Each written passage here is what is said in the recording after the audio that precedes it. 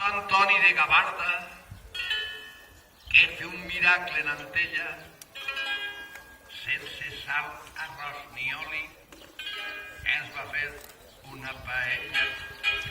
El roc de la paella, porc, claret, oli, pebre roig, garrofó, ferradura i tabella, sal, sabrà, uns rallets pelats colorant i tomata ratllat.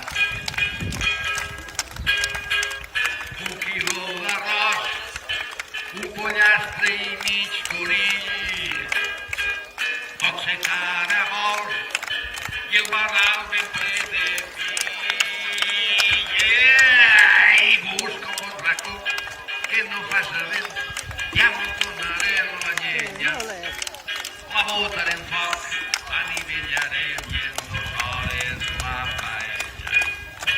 La cullera en la mà, sense escudrinyar, tots mengem de la paella. Rasca el socarrat, xupa els caragols, recolla l'esquina, paella. Això és el cop de la paella. I tot mengem paella. I en acabat la paella, cantarem i festejarem amics al voltant de la taula. I al gos no li direu ossos de gat perquè se pot atragantar, Sí. Farem entre els comensals qui serà el que li toca escurar-la.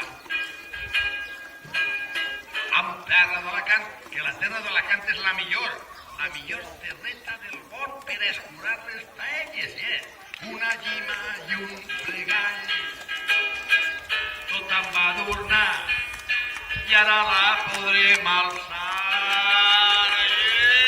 I tots recordarem un dia en el camp que ens fotrem la paella, la cullera en la mà sense escudella, tots mengem de la paella.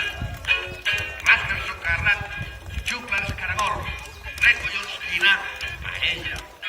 O bé per a dinar, o bé per a sopar, sempre és bona la paella. Voleu fer palmetes? Ja sols el roc de la paella. Vinga, palmetes. I tot de paella. Hola, palmetes. Tots recordarem un dia en el camp que ens fotrem la paella.